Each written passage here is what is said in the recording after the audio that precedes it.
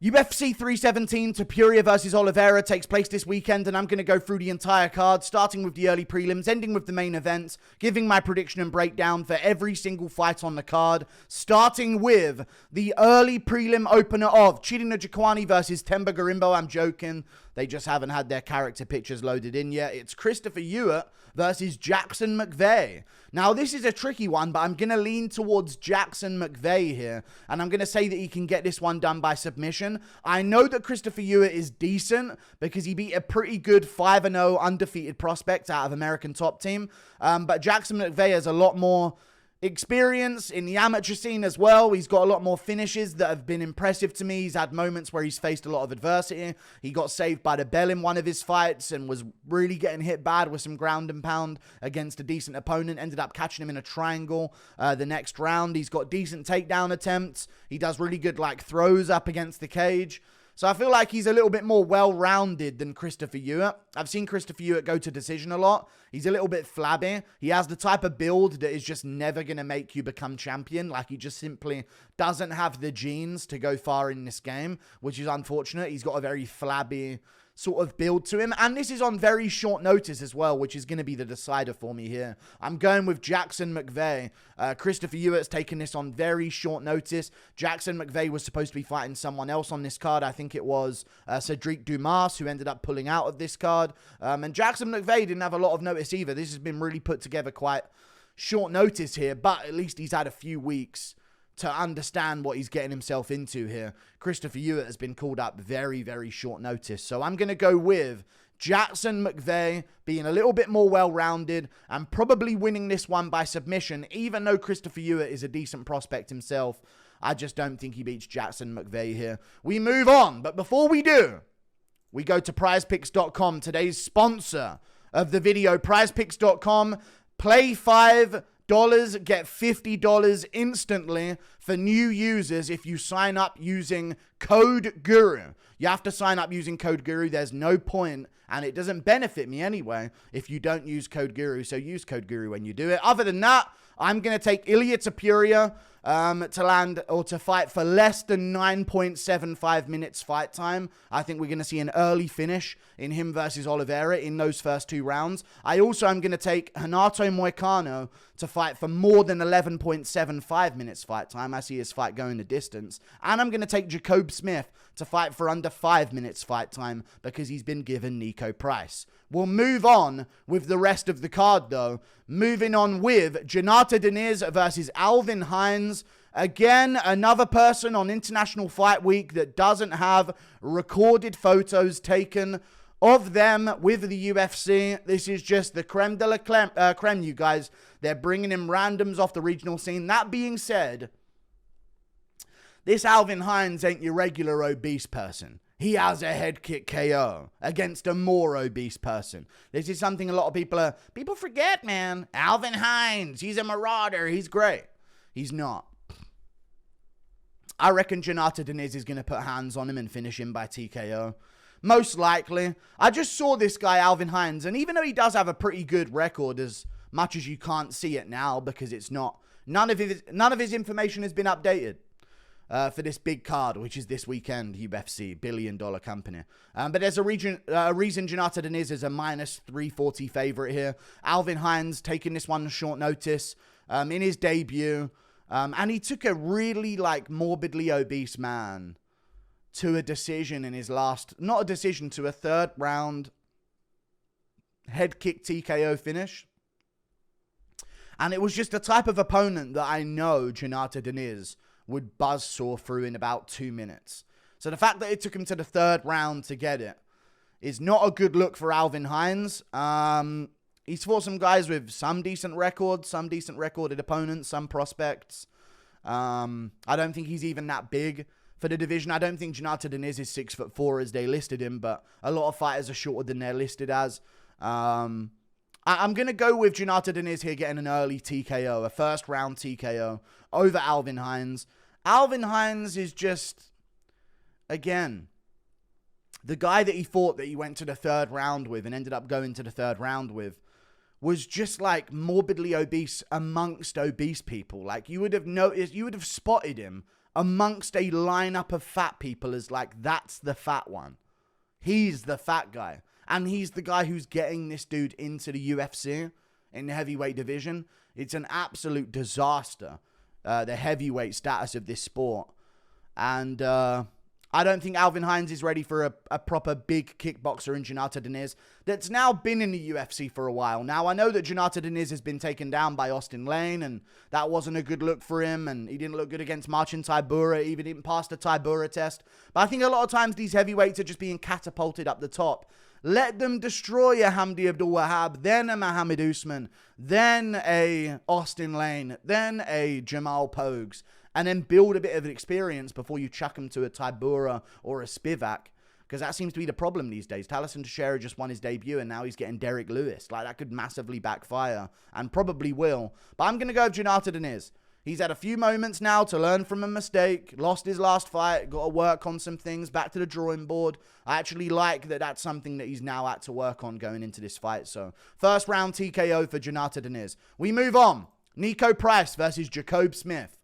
You heard it before with the prize picks thing. I think Jacobe Smith's going to get a very, very, very quick finish here over Niko Price. In fact, I'm calling a first few minute TKO for Jacobe Smith. I think he can out-grapple. I think this is a win regardless. I think this is a really big lock of the card.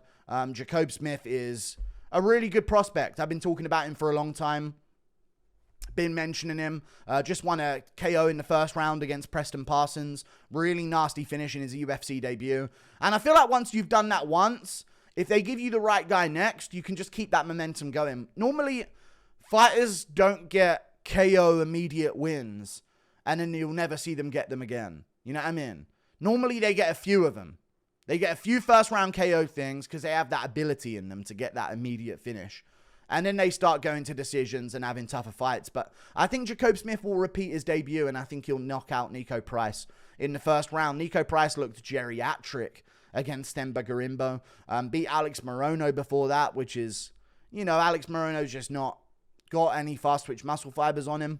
Niko Price is still built, but if Robbie Lawler, older, 40-something-year-old Robbie Lawler, can knock you out in sensational fashion for his retirement fight, I reckon, and that was a few years ago as well. I'm thinking that Jacobe Smith can do the same thing. So I'm going to take Jacobe Smith to land a first round TKO over Niko Price. It's happened to Niko before. Sometimes he can draw you into a bit of a scrap, and he is a tough dude.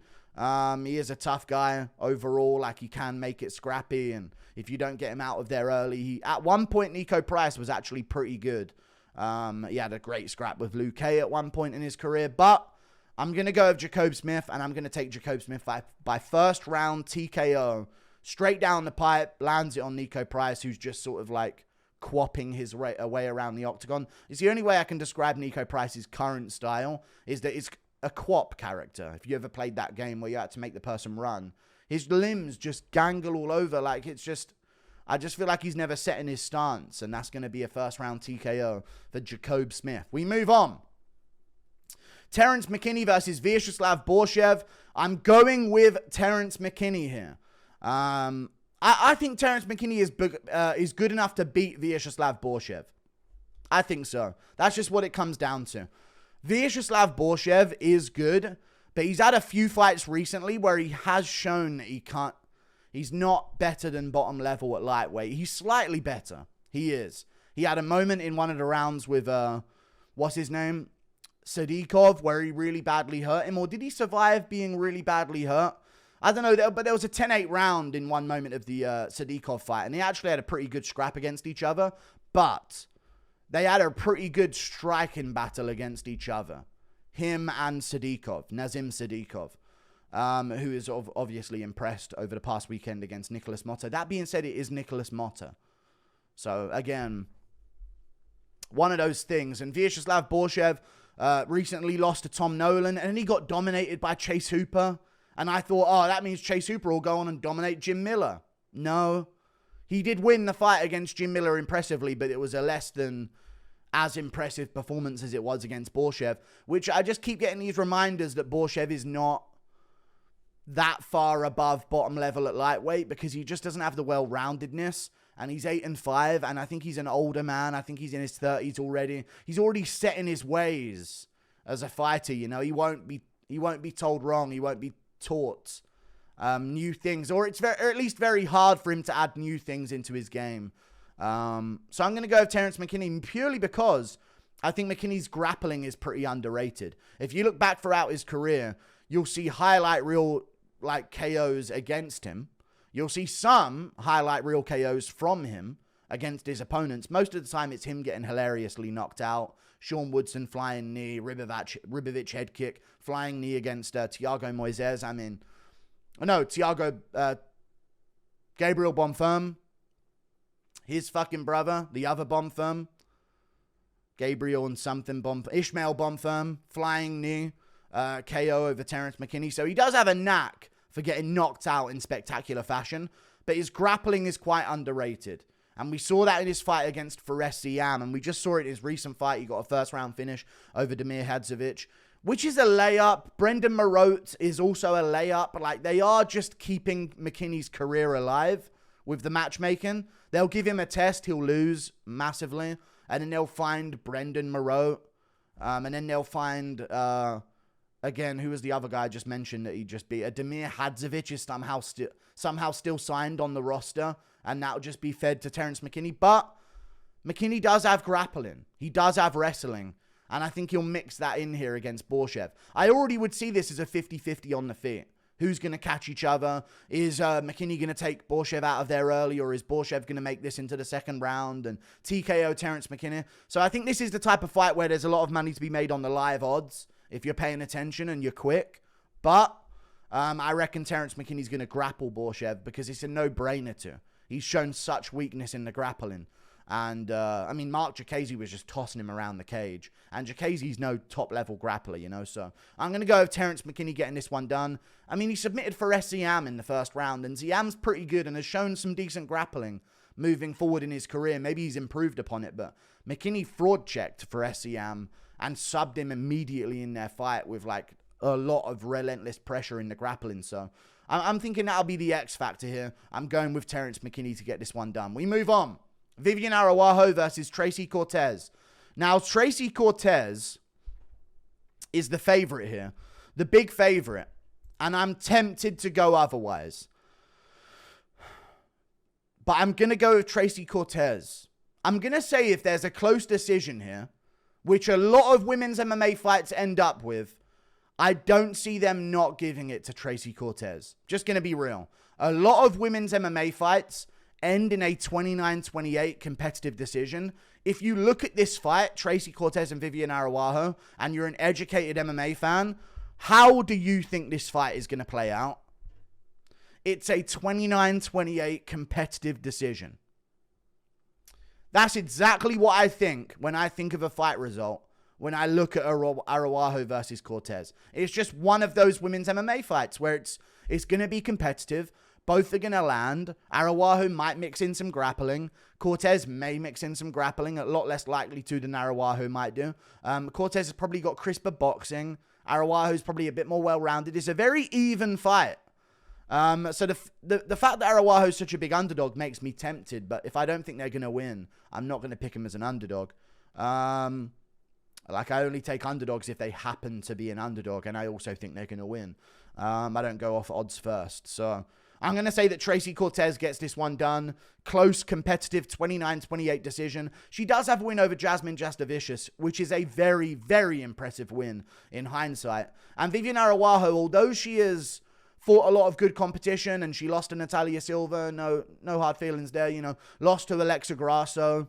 That's a tough woman to lose to. Tracy Cortez lost to Rose Namajunas. That does seem to be the top 5 level of the women's flyweight division. But when you consistently lose to them like Viviane Araujo has, even though the fight with Grasso was quite competitive, I think that with Araujo, she's just had so many opportunities to prove that she's above the level that she's at, and she's never done it. So I'm going to go with Tracy Cortez. I think she locks in here, takes this opportunity, and gets a win on the UFC 317 prelims. Could even be a robbery 29-28 decision. I could see that reality as well. So I know I shouldn't predict a robbery, but for a fact, if this is any way competitive, 29-28, they ain't going with Araujo over Tracy Cortez. And it's likely going to be competitive. We move on. Up the card, Hyder Amil versus Jose Miguel Delgado. You know what? I'm going with Hyder Amil. I actually think Hyder Amil's got some star power as well. No one's listening, but he's yapping. Okay? That's something you don't know about Hyder Amil. I bet you don't know that about Hyder Amil. No one knows it yet. No one's listening. No one's watching. But this dude's yapping right now in the featherweight division. I don't know if you guys are aware of just how much Hyder Amil is yapping right now, but you need to pay attention because whenever I see an interview of this guy, or whenever I see a clip of him, he's talking crazy on the featherweight division. So not crazy, but just really bigging himself up as the next big thing. So yeah, he's going off in certain ways. Jose Delgado, he is good. I don't think he beats Hyder Amil. Purely because Jose Delgado is like a TKO finisher. And he's just coming off a win over Conor Matthews, which was a first round TKO. I predicted it to happen. He won that fight. Easy win. Won on the Contender Series by TKO as well. Had a really good, delayed. He kept the guy long with his punches as he was backing up. And then when the guy went to close distance, he landed a really nice step-in knee that finished him in, I think, the second round. Or the first round, I'm not sure. But Jose Delgado has looked good here and there. I just think Hyder Amil, William Gomez, very close fight. I think William Gomez is a just shy of ranked level featherweight. So I really don't think there's much of a difference between William Gomez and David Onama. And David Onama's ranked in the top 15 and William Gomez isn't. So I think Hyder Amil is pretty underrated in that way. He's got finishing potential himself. I just trust his durability a bit more. That's what this fight is going to come down to me. Jose Miguel Delgado, we've seen him break people and TKO them. And we've seen Hyder Amil do that as well with volume against the Asian guy up against the cage, just teeing off with a bunch of shots. But Jose Delgado, I haven't seen him tested. I haven't seen what happens when a round goes against him. I haven't seen what happens when it's 1-1 going into the third and how's he going to adjust. I've seen that from Hyder Amil, and he's tough. He's very, very tough. He's got a solid chin on him. He takes punches well. He takes damage well in general. He mixes in grappling pretty well. I think if this doesn't end in a first round finish either way, it's massively in favor of Hyder Amil. So that's what I'm going for. And when it comes to talking crazy, I just mean that Hyder Amil has been... No one's watching the interviews, but when you see Hyder Amil, he's talking if he gets a big win in one of these spotlights and gets on the mic, he maybe could have a bit of a fan base behind him. He could drum up a lot of hype for his own career. He's undefeated. And yeah, he talks a lot. So this is going to be an interesting one. I don't think anyone's going to make a when trash talking goes wrong or anything like that, but he's amping himself up a ton. So I'm looking forward to Hyder Amil's future career. I'm hyped for it. You know what I mean? I'm on the train. So I think Hyder Amil's going to get this one done. Second or third round TKO. I think third round TKO for Hyder Amil is very likely. He loses the first round, wins the second, finishes in the third. That's my take. We move on. Jack Hermansson versus Gregory Rodriguez. Norwegian. Rare Norwegian Jack Hermansson.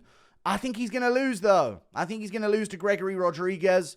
Who's the favorite here? I know Gregory Rodriguez just lost to Jack Hermansson by TKO, and people are going to say, what? He just lost to Hermansson by TKO. How can you pick him? Well, Hermansson made it look cool first to be TKO'd by Jared Cannonier, except he did it in the first round. And Gregory Rodriguez at least had a moment or two where he was just beating the shit out of Jared Cannonier. Had a competitive second round as well. Ended up losing in the third. And he was just completely broken, it looked like, in the third round. Hands down up against the cage. So that wasn't a good look. But Hermansson's not a pressure and break you type of fighter. He's like an avoid you, jolt at you, make you flinch a ton, make you miss type of fighter, and then maybe he'll be able to wear you out as the fight goes on after he lands enough calf kicks.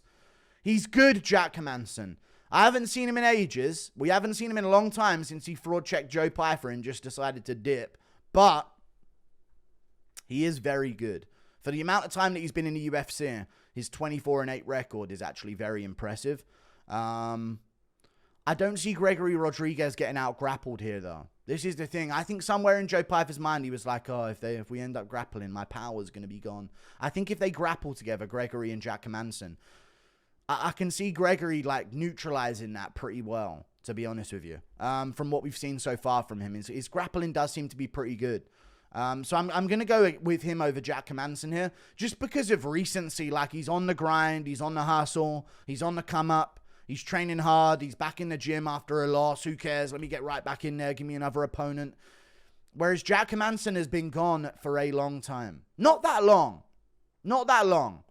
But just, I don't know what he's been up to. I don't know. He's disappeared. Maybe, you know what? In a 5-rounder, I could maybe, like, understand the idea of picking Jack Hermansson as an underdog here. But within 3 rounds, I just think Rodriguez is a little bit less obvious with his delivery systems as Joe Pyfer is. And in that way, I think he's going to hurt Hermansson a little bit more. Plus, I think Gregory Rodriguez is a little bit more well-versed than Joe Pyfer is in his striking. Pyfer is an overhand merchant. He's a right hook merchant, overhand spammer, maybe a head kick now and then, but it doesn't really mix things in too much, whereas Gregory, he does a lot of uppercut left hook on the inside, where Hermansson can cover up and like take the one-shot barrage of Joe Pyfer. I feel like Gregory Rodriguez will throw a shot to sneak in an uppercut, then a left hook. It's a lot more intricate than Pyfer's game, so I think it'll be a lot more to figure out. And if the Hermansson-Pyfer fight was a 3-rounder, Pyfer could win it 2-1. Even though it could have been 4-1 Hermansson, by the way. So probably he doesn't win it 2-1. But I'm still going to go Gregory Rodriguez here over Jack Hermansson. Getting this one done by TKO in the 2nd round or the 1st round. Gregory Rodriguez gets it done. We move on. Payton Talbott versus Felipe Lima. I'm not picking Payton Talbott to win. I'm not taking Payton Talbott to win. That might be a spoiler with who I'm going to pick here. But I'm actually going to go Felipe Lima. I know, shock. You didn't see that one coming after I told you I wasn't going to pick Payton Talbott to win. But I don't see it, man. The Raoni Barcelos... You know what it was? It was the Raoni Barcelos-Cody Garbrandt fight.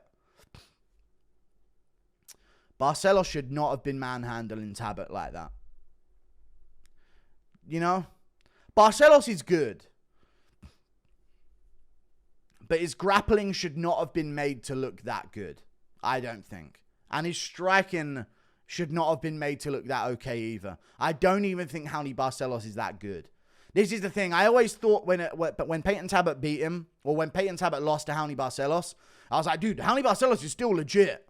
He's still a top-level guy, actually. He would give problems to ranked opponents, maybe. But then after this Cody Garbrandt one, I'm watching Raoni Barcelos out there, and I'm thinking, man, it's actually that Payton Talbott and Cody Garbrandt are fucking garbage to not be able to deal with Raoni Barcelos, who's all right, but he's not the same Raoni. The way he used to chop low kicks early in his career, the ferocity in some of the shots that he would throw earlier in his career, Raoni Barcelos, when we got him into his, like, just barely before his mid-30s, he had a lot of sting on his shots. Now he doesn't have any pop on anything he throws. And Talbott and Garbrandt still can't figure it out. Felipe Lima, on the other hand, I just think this is the tale as old as time. This is the American prospect who's just like promotable, and he won a couple of fights in a row at LFA or some shit. Won his fight on the Contender Series. Now he's in at 6-0. Versus the European guy, Felipe Lima, who was an Octagon champ. You know what I mean? Then he gets Naimov in one of his early fights in his UFC. Payton Talbott don't get Mohamed Naimov, that early into his UFC career. You know what I mean? So I feel like Felipe, and he did look good against Cameron Simon. And I like Cameron Simon. Payton Talbott looked good against Cameron Simon. But again, a lot of people have done that now. You know what I mean? So it's not just like, oh, he's the guy who beat Cameron Simon. It's like, a few guys have done that now. So that it's just a lot of things after Payton Talbott's wins and losses have aged badly for how it was sort of like, how we can sort of look at Payton Talbott. You know? It doesn't represent him well. What's happened to some of the people that he's beat. What's happened to some of the people that he's lost to. In Raoni Barcelos, I don't think he looked all that good against Garbrandt. I thought he looked like a very beatable guy for any real prospect. I think Felipe Lima would fuck up Raoni Barcelos, most likely. School him and then get a choke or something like that. I don't think he'd be getting out grappled. I don't think he'd be feeling under pressure on the feet at any moment. Felipe Lima is a very well-versed striker. His fight with Miles Johns got a little bit too close for comfort, but he still outclassed him. He still schooled him, looked good on the feet. I think Felipe Lima is very underrated. He's going to be a little bit smaller here. Not as small as it might suggest, 5'10", 5'6". I think they're going to be more like 5'9", Payton Talbott, and a 5'7", Felipe Lima is what I would assume. But I'm going to go over Lima. I think Lima's good at featherweight, dude. He's taken out Naimov. And Naimov, although not the best, is all right, you know. He beat Nathaniel Wood with cheating.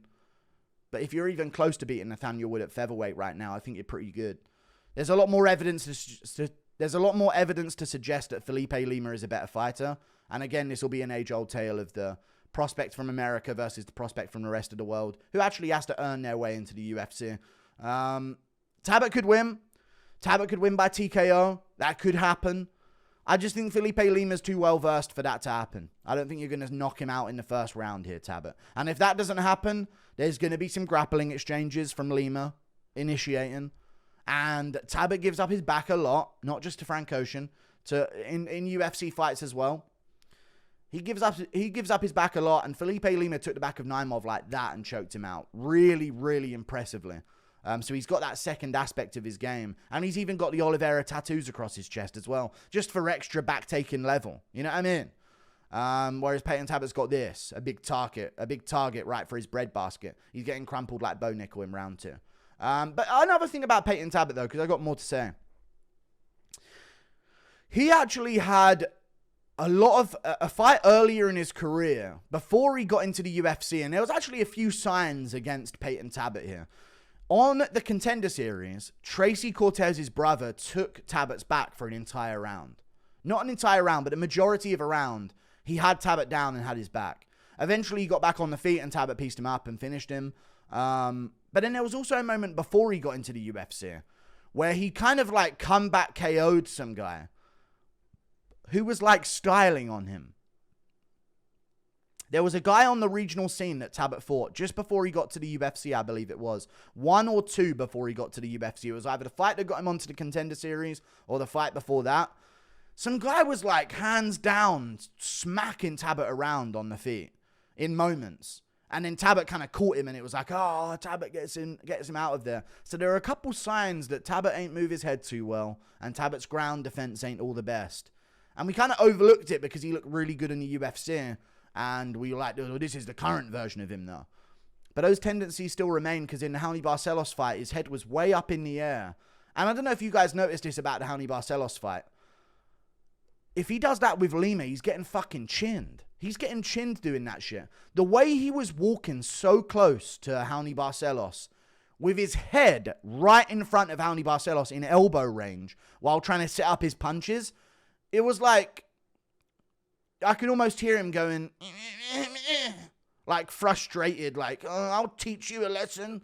Like I'm surprised he didn't get KO'd against Raoni Barcelos on the back foot. The way how close he was to Barcelos in order to try and land on him because his strikes kept falling short. It was a very low level thing. So he's made massive improvements and he'll win this one, or Lima's going to show him levels. And I think Lima's going to show him levels here. So I've got Felipe Lima getting this one done by finish in the first or second round with a rear naked choke. We move on. Beneil Dariush versus Renato Moicano. You already know from the Prize Picks thing, I'm taking Renato Moicano by decision here. I didn't actually say who I was going to take. But I am going to take Renato Moicano by decision. I think we're in for a very tough third round, though. That's my take on this fight. And I almost wanted to pick Beneil Dariush. But he's been out for so long. And you know what I thought to myself? This is Dariush coming off a loss. But I guess it's Moicano also coming off a loss. Is it? Is this Moicano coming off a loss? Ask yourself that. I think Moicano's closer to his prime out of the two of them. Is this Moicano coming off a loss? It is. He got submitted by Islam Makhachev. But when I looked at this fight insinuating, there's two guys coming off a loss, who's going to win? I found myself being pretty 50-50 about it.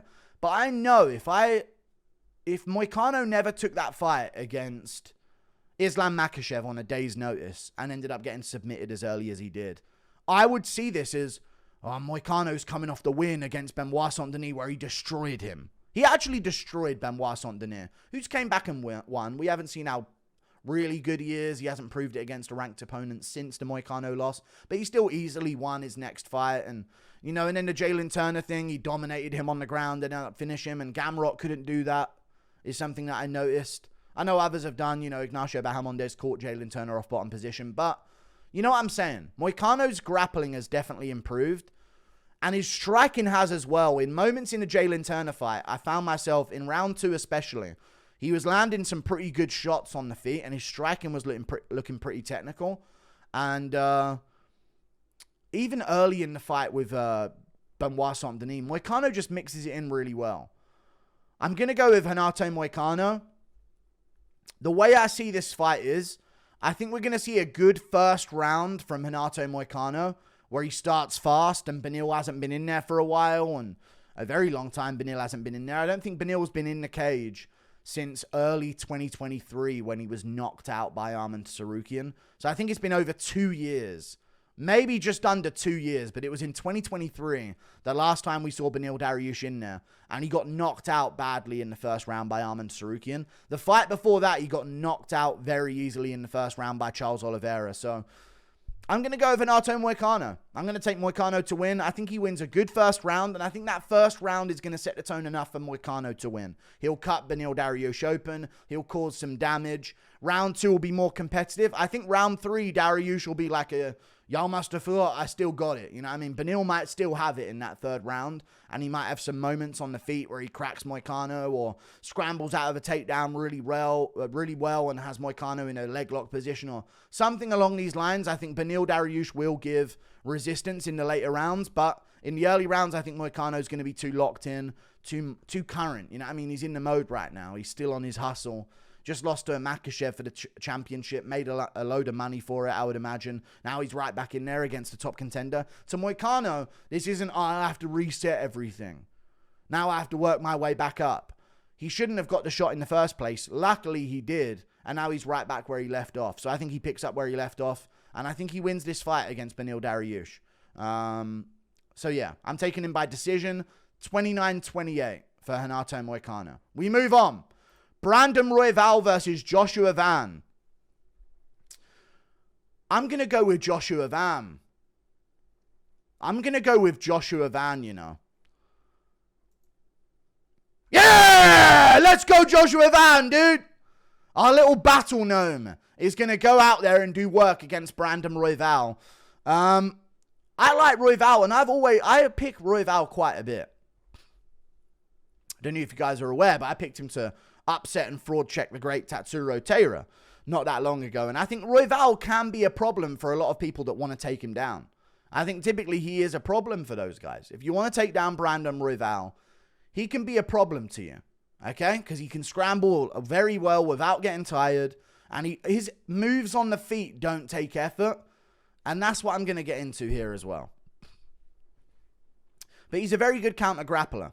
You know? And if you want to take him down, he can scramble you, end up back on the feet, and end up piecing you up. He did it to Tatsuro Taira. He did this in moments to Pantoja. Even their first fight that they had in the UFC was getting very, very sketchy before Pantoja inevitably finished him. And then Pantoja ended up holding him down in the fight that they had, the rematch that they had. And then Royval ended up just not doing enough. He had good volume in that fight, but that's what I'm going to talk about. Royval, I think, would do really well with 5 rounds non-stop. Like, if I'm Royval's manager, I'm not asking for a main card of a pay-per-view slot. I'm asking for fight night main events in the Apex and nothing else. Like, I think Royval's a great 5-round fighter, and again, his volume against Taira was really good, and the reason why he can do this for so long in fights is because a lot of his shots don't have a lot of sting on them. I think if he's flipping out lead hands against Joshua Van, and not committing with a lot of the shots that he's throwing. Listen, Brandon Royval can sneak out and knee up the middle or a spinning elbow out of nowhere that can change the fight. Like, that's sometimes what he can do. He did them both in the fight with Kai Kara France, caught Mateus Nicolau with a knee. I don't see him getting Joshua Van on some dumb shit like that. Not dumb shit, it's very impressive. I don't see Van getting caught like that. I know he got caught by Charles Johnson with an uppercut. I think Van's now really setting in. His last few fights, he's looked very, very impressive. Stuffed takedowns, pieced up Bruno Silva really easily. And it was just the level of control that Joshua Van is in. If Brandon Royval wins, it's still chaotic. Like, it's still a chaotic fight where he doesn't really have control at all times, but there'll be a 3-minute section where he has momentum, and then another guy will get 2 minutes off of him, and then he'll bounce back with a 2 minutes of volume up against the cage. And you know, even against Brandon Moreno, it was a bit of a 5-round tit-for-tat fest. But even in that fight with Moreno, I was watching that fight, and he barely beat Moreno in that fight. It was a very close fight, but he did win it. Joshua Van, I was watching some of the things that Moreno wasn't doing that I know Joshua Van will do. Like, Moreno would throw something in range to land his follow-up and not follow up on it in that fight. It was a very weird performance from Moreno. In fact, it's almost, maybe in hindsight, we'll see it as lucky that he got Erceg, a fellow sparring partner, because Moreno has been sparring a little bit recently. But I'm going to go Joshua Van here. I think his boxing would be great. I think he can find the body very well here. I think he moves his head very well. I think he's got very good striking defense. Finishes by knockout at flyweight are just not consistent of a thing enough for me to put a bet based on it, or for me to make a prediction based on it. Like, I'm not going to say, oh, the knockout threat of Brandon Royval, I'm taking him to beat Joshua Van, because Van's got TKOs as well. Van can wobble his opponents. He can knock his opponents down. Royval's been dropped by Matt Schnell on the feet before in his career. So, I'm just going to go Joshua Van. 3 rounds, controlled, no 5-round chaos, 3-round fight, 15 minutes. Brandon Royval trying to pepper out volume early, see what reads he can get on Joshua Van. And I think Van's just going to be stinging him with good shots, you know, to the body, to the head. And I think he'll have the UNR moments. And I think that'll win him a decision here over Brandon Royval. So I'm going to go Joshua Van winning a decision based on the first 2 rounds.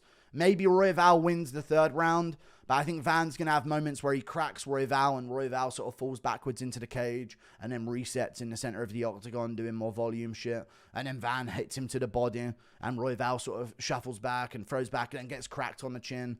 I think we're going to see Joshua Van get this one done. I like the activity as well, man. I really do like the activity. He's not got a lot of weight to cut. He just won his last fight about a month ago, about a few weeks ago. He's already back in there again. Didn't take that much damage against Bruno Silva. And if he's healthy enough to take this fight and make the weight and get back in there, he's healthy enough to do it. Royval's been out for a while. Also, with Royval's career, and this was another factor as to why I took Van, who's an underdog here. Van's got a vision. If he beats Royval, he's getting a title shot. This is it. You know, this is the storyline for Joshua Van. Royval's storyline's all fucked up. He can't get a title shot unless it's Kai Kara France with the belt. If Pantoja wins, Royval has to go to bantamweight. He knows that. He even said it in an interview this week. So I'm not going to take Royval to win. I think Van's more locked in. Van's got the mission in hand. And I think he's going to go out there and get a decision win. 29-28 in the first 2 rounds. He wins those 2 rounds. We move on. Up the card, Alejandro Pantoja versus Kai Kara France. I'm going with Alejandro Pantoja, and I'm going to tell you why. Nothing to do with their first fight and the fact that Pantoja won their first fight. It's nothing to do with that. But people are talking about Kai Kara France as a... How do I explain Kai Kara France? People are talking about him as a knockout artist. And he has got some knockouts in his career. He knocked out Steve Erceg. I even saw a post about this. Someone was saying just because he knocked out Steve Erceg doesn't make him a KO guy. He knocked out Cody Garbrandt. He knocked out some guy on the contenders, not on the contender series, on the Ultimate Fighter. He had a really nasty knockout there as well. He's had other I think he knocked out Rodrigo Bontorin. He knocked out in the first round, left him face planted. That was a really nasty finish as well.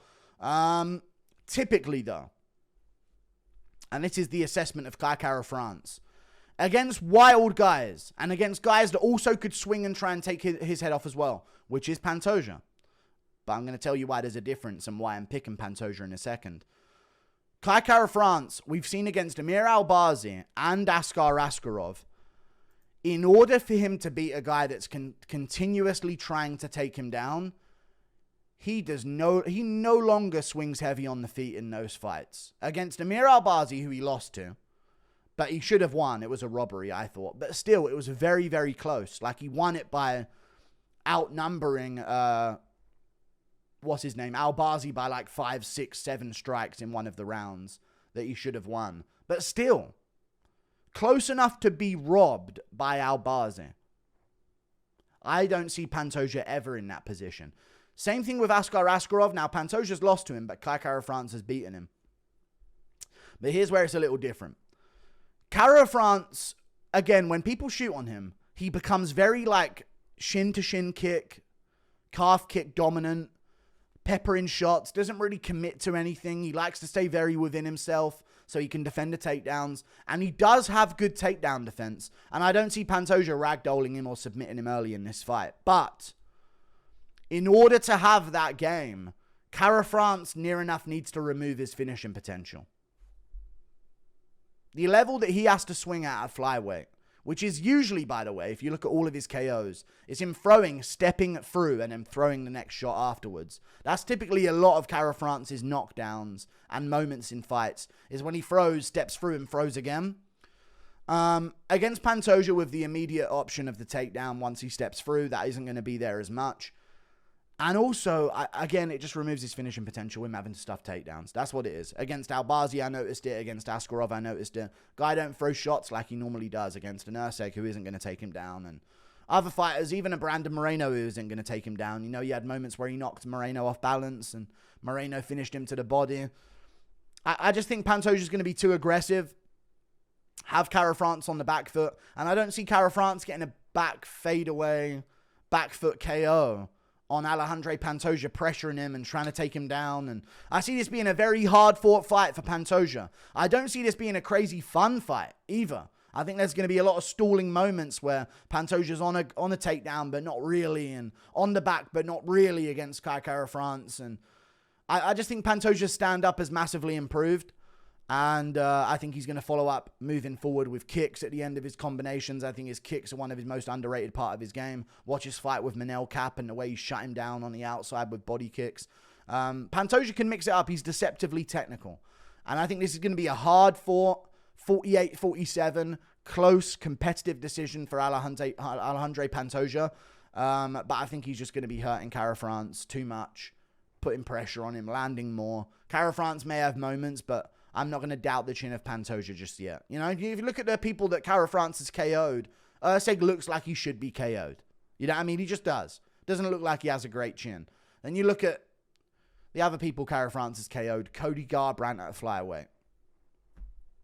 You know? It's like, yeah, he hits hard for the division, but I'm noticing that the opponents aren't the tanks. He's not a tank destroyer where he's just shattering great chins with his fists. So I'm going to take Pantoja to win this one, 48-47, maybe a 49-46 scorecard, but I think it's going to be close, 3-2 Pantoja. We move on. Ilia Topuria versus Charles Oliveira. I'm going to go with, this is the big one. Finally, on the card, we're at the big one, and it's the main event. Ilia Topuria is who I'm going to take to win this fight. I am terrified that he will look like an absolute dwarf out there next to Charles Oliveira and be completely pushed around like nobody's business. That is a fear that I have. And I mentioned that to Demetrius Johnson when I was speaking to him about this matchup. I was saying, what if Ilia Topuria's power just fits in at lightweight? And it's not this shock thing. Because if you've looked at things historically, McGregor was a featherweight who cut a lot of weight, who had a lot of crazy power that was unexplainable in his hands. He still had power at lightweight, but it was just like, it fit in. It fit into the lightweight division. The way he was doing things at lightweight, you know, like landing on people. And of course, he dropped Eddie Alvarez a bunch. And he did have power in his hands. But I just feel like maybe there's a situation where there could be a moment where Ilia Topuria's power doesn't feel crazy to Oliveira in round 2, 3, 4. And he starts pushing him. And Topuria is very small, and he doesn't have a takedown threat to escape danger from because Oliveira's got such a good grappling game. So there is reasons to pick Oliveira here. And the fact that he's as big of an underdog as he is, you might as well put some money on it. But Oliveira gets hurt by everyone. He gets cracked and hurt by everyone. And people are going to say, oh, well, that's not, you know, you can't say that because, you know, he's won fights where he's been hurt. I say, oh, you got hurt by Gaethje, you got hurt by so-and-so, Poirier dropped him, so-and-so dropped him, so-and-so had him wobbled in their fight, Makhachev dropped him. And I mention all these names, and he goes, well, he's won a majority of those fights, and he has. He's also lost a lot as well. Okay, and that's what I'm looking at here. 16-0 speaks to a level of consistency in your ability, especially when you're going through the UFC and maintaining it up until a Volkanovski win and a Holloway win. Speaks to a level of consistency that Oliveira just had a run with when he went on that massive run in the lightweight division. But he just gets hurt so much. And Topuria's been hurt as well, and he's also bounced back to win in those moments. And Jai Herbert caught him with a head kick. I get it. Jai Herbert caught him with a head kick. But I've seen a lot of people picking at Topuria's moments in this fight, leading into this fight, and saying things like, Yusuf Zalal, there's 2 minutes of Yusuf Zalal having a moment against him in round 3 when he took a debut fight on short notice. Oh, look, there's a moment against Jai Herbert where he got knocked down for a second. And I'm thinking, there's a 10-minute montage of Oliveira being finished. And I like Oliveira, and it's hard to say this. But Ilia's going to catch him. And Ilia's going to hurt him. Even if you're picking Oliveira to win, you probably admit that is going to happen at some point. That is just way more likely to be the case. If you're picking Oliveira to win, you are probably more likely to admit. Also, I bet Ilia hurts him at one point now. Or Ilia's going to crack him, don't get me wrong. I worry about that. I worry about that with Oliveira. The Chandler performance was the worst he's ever looked. And his entries on takedowns were pretty good in that fight. His wrestling offense was actually pretty good in that fight. But in terms of his striking and his danger level on the feet, I know people are saying he wanted to be patient and not give Chandler any chance. Well, he ended up doing that. He ended up being patient and giving Chandler the chance as the fight went on. I just see Ilia as 10 times.